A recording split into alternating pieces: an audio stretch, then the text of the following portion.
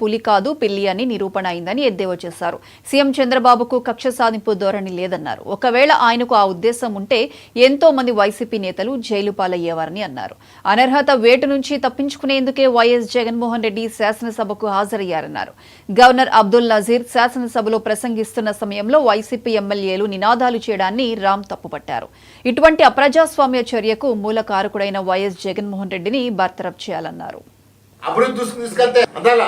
నేను చంద్రబాబు గారిని ఒకటే కోరుతున్నా, ఆంధ్రప్రదేశ్ ప్రగతి తీసుకెళ్ళడం కోసం ఈరోజు ముఖ్యంగా కొత్త వాళ్ళకి అవకాశం అని చెప్పి కోరుతున్నా.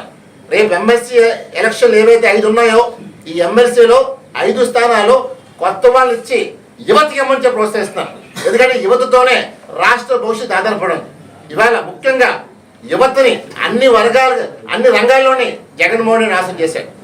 ఇవాళ చంద్రబాబు నాయుడు గారు అభివృద్ధి తీసుకెళ్తే ఇవ్వమని చేయలేదు, అభిమని చేయలేదు, వాళ్ళ ఎమ్మెల్సీలు ఎమ్మెల్యేలు మాట్లాడటం అభివృద్ధి మాట్లాడుతున్నారు. మీరు 5 సంవత్సరాలు రాష్ట్రాన్ని పూర్తిగా అప్పులు మాయం చేశారు.